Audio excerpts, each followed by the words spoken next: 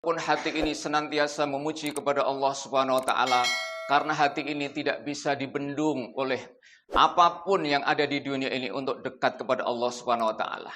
Mungkin badan kita bisa tidak hadir di masjid ini, mungkin badan kita bisa dihalang-halangi, namun jangan sampai bisa terhalang hati ini kepada Allah Subhanahu wa taala.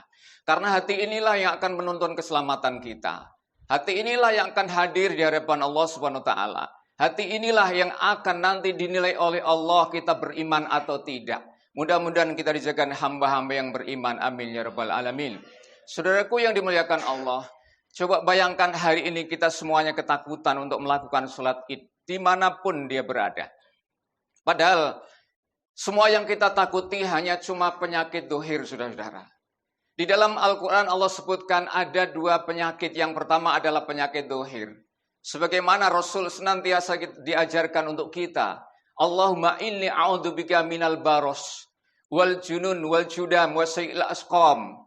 Ya Allah, aku berlindung kepadamu dari penyakit-penyakit baros, penyakit-penyakit belang, penyakit lepra, dan penyakit-penyakit yang semacam virus katanya. Itu sudah ada zaman dulu. Itu semuanya penyakit dohir. Dan ingat, penyakit dohir tidak akan mengantarkan ibu bapak masuk neraka. Tapi itu yang kita lebih takut daripada penyakit batin, saudara. Tidak akan masukkan kepada neraka. Oleh karenanya itu penyakit dohir itu bisa sembuh. Kalau nggak sembuh juga meninggal, saudara-saudara. Tapi orang yang kena penyakit dohir, penyakit kulit, penyakit buta, penyakit tuli, justru kata Allah akan meningkatkan kualitasmu, ganjaranmu, dekatmu di sisi Allah Subhanahu wa taala. Itulah penyakit dohir. Bahkan penyakit ini pun menimpa para nabi, saudara-saudara. Coba bayangkan Nabi Nuh, Nabi Yunus, Nabi Ayub. Nabi Ayub, saudaraku, saking parahnya penyakit badan, penyakit dohir, sampai di lockdown oleh umatnya. Dia tidak bisa masuk ke lingkungan umat. Karena apa? Dianggapnya penyakit itu menular. Di lockdown, dipisahkan, tidak ada di tempat itu. Sampai istrinya pun ikut-ikutan tidak mau mengurusnya. Saudaraku yang dimuliakan Allah. Bagaimana Nabi Yunus, saudara-saudara. Di lockdown oleh Allah, dipisahkan oleh Allah, dimasukkan dalam perut ikan. Tapi semuanya itu, demikian juga Nabi Muhammad SAW. Dipisahkan dirinya ke Gua Hira. Kemudian juga Nabi Adam dilempar oleh Allah ke tanah timur dan barat. Tapi apa setelah diuji itu hasilnya, saudara? Kita lihat, saudara. Nabi Yunus alaihissalam terdapat sebuah kalimat yang sampai sekarang bisa menjadikan beratnya timbangan manusia. Apa kata itu setelah di lockdown? Timbul kalimat La ilaha illa anta subhanaka inni kuntu. Itu kalimat kalau dibaca, saudara, itu timbangan kita akan lebih berat. Kapan itu diberikan? Setelah di lockdown oleh Allah Subhanahu wa taala. Kemudian Nabi Adam alaihissalam setelah dilempar oleh Allah ke tanah timur dan barat, apa yang terungkap dalam ungkapan itu? Timbul sebuah kata-kata. Rabbana zalamna anfusana wa illam taghfir lana wa tarhamna lanakunanna minal khasirin. Itu, saudara, kalimat itulah yang menjadikan Nabi Adam nanti masuk surga lagi. Coba bayangkan. Jadi kalimat itulah yang diucapkan Nabi Yunus yang ditelan ikan, dilepaskan Allah dari perut ikan. Dan kalimat itu yang diucapkan oleh Nabi Adam akan dijamin masuk surga lagi, saudara. Kemudian Nabi Muhammad dilempar ke Gua Hira karena rakyatnya virus musyrikan. Lebih parah daripada virus corona, saudara-saudara. Akhirnya Nabi Muhammad meninggalkan sejenak. Apa yang diberikan Allah kepada Nabi Muhammad? Iqra bismi rabbikal ladzi khalaqa. Khalaqal insana min 'alaq. Iqra wa rabbukal akramul ladzi 'allama bil qalam. 'Allamal insana ma lam ya'lam. 5 kalimat inilah bekal kehidupan manusia setelah didapat oleh Rasulullah Nabi Muhammad setelah di lockdown di dalam Gua Hira itu, saudara. Akhirnya sekarang kita menikmati semua itu, saudaraku. Oleh karenanya penyakit dohir sebenarnya diingatkan Allah. Itu justru akan meningkatkan kualitasmu di hadapan Allah Subhanahu wa ta'ala. Terawihmu terhalang oleh sesuatu masuk ke masjid, nilainya lebih besar daripada terawih yang mulus-mulus saja. Jumatanmu yang terhalang oleh sesuatu, maka nilainya akan lebih besar. Oleh karena itu, jangan sedih saudara-saudaraku, kita mungkin terhalang sesuatu, namun kita yakin bahwa kita dekat kepada Allah Subhanahu wa taala. Itu penyakit dohir, nggak masalah. Walaupun kematian, justru Allah tunggu kematian itu. Kau akan diberikan upah seluruhnya di hadapan Allah Subhanahu wa ta'ala. Saudaraku, kemudian penyakit yang kedua ini yang disepelekan orang.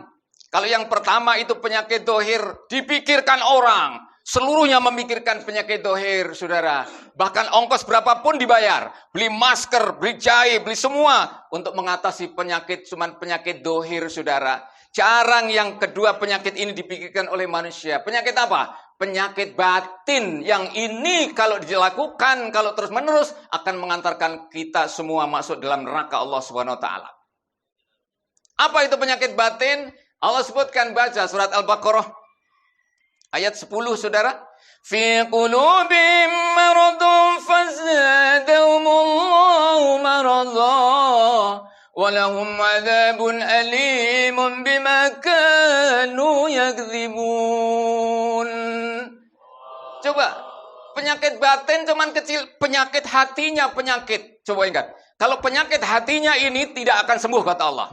Kalau penyakit dohir bisa sembuh lah, tapi penyakit batin nggak bisa sembuh. Karena hati mereka terdapat penyakit, maka Allah selalu tambahkan penyakit. Kalau hati ini menjadi penyakitan, saudara, maka sholat bisa dilarang oleh mereka. Masuk masjid bisa dilarang oleh mereka. Allah ditinggalkan oleh mereka. Kenapa? Sakit yang sakit hatinya, saudara-saudara. Saudaraku, saya ajak buka surat Al-Baqarah 114. Apa kata Allah?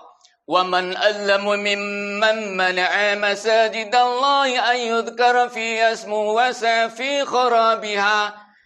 Kata Allah, siapa orang yang paling zalim di muka bumi ini? Orang yang paling zalim di muka bumi adalah orang-orang yang melarang manusia masuk ke masjid untuk mengingat Allah Subhanahu wa taala. Itulah yang paling zalim di dunia, saudara. وَسَعَى فِي خَرَابِهَا, katanya, dan dia lambat laun akan merubuhkan masjid itu. Ulaika ma kana lahum ayadkhuluna illa khaifin, kata Allah. Tidak ada yang masuk masjid kecuali orang yang ketakutan semuanya. Betul, saudara gue? Ini ketakutan kita tuh. Tapi kata Allah apa ujungnya? Lahum hayyum fid dunya. Nanti akan saya hinakan mereka dalam dunia. Walahum fil akhirati adzabun azim. Dan nanti di akhirat akan aku siksa sebesar dan sedahsyat-dahsyatnya. Na'udzubillah summa na'udzubillah. Jangan sampai ada kita orang seperti itu. Kita dianjurkan, diteladani oleh Rasulullah, diajak oleh Al-Quran, supaya menjadi orang-orang yang selamat, bareng-bareng masuk surga Allah Subhanahu wa ta'ala. Kita berharap sebagaimana firman Allah dalam surat Az-Zumar, wasiqal ladzina taqaw ilal jannati sumara hatta idza ja'uha futihat abwabuha wa qala lahum khazanatuha salamun alaikum tibtum fadkhuluha khalidin. Panggilan Allah tuh. Hai kau, jangan repot-repot di dunia, jangan seperti itu katanya. Ayo kita berbondong-bondong bersama orang-orang yang takwa memasukin surga Allah Subhanahu wa taala. Setelah kau akan di sana disambut penjaganya, salamun qaulam mir rabbir rahim. Silahkan memasuki surga yang kau cintai, yang kau rindukan, yang kau perjuangkan di muka bumi ini. Dengan sulit dan payahnya, sampai hari ini kau dibukakan pintu dan disambut penjaga-penjaganya. Mudah-mudahan kita semua ada di dalamnya, saudara-saudaraku. Berat dunia ini memang berat, berat dan berat. Semakin berat, kata Nabi, kita menjalankan agama Allah SWT. Semakin berat. Orang-orang pasar gampang, orang mall gampang, pekerja gampang. Yang paling susah adalah ketika saudaraku menjalankan agama Allah SWT. Kata Nabi, al-qabid as-soleh ala dini kal-qabid ala jamrah. Kata Nabi, orang yang soleh-soleh itu bagaikan orang memegang bara api ketika dia memegang agamanya. Saudaraku, oleh karena itu kita mohon kepada Allah, mudah-mudahan senantiasa diberikan kekuatan. Amin ya rabbal alamin. Barakallahu li wa lakum fil Qur'anil azim wa nafa'ana bikum bima fihi minal ayati wa dzikril hakim. Taqabbalallahu minna wa minkum tilawatahu wastaghfiru innahu al-ghafurur rahim.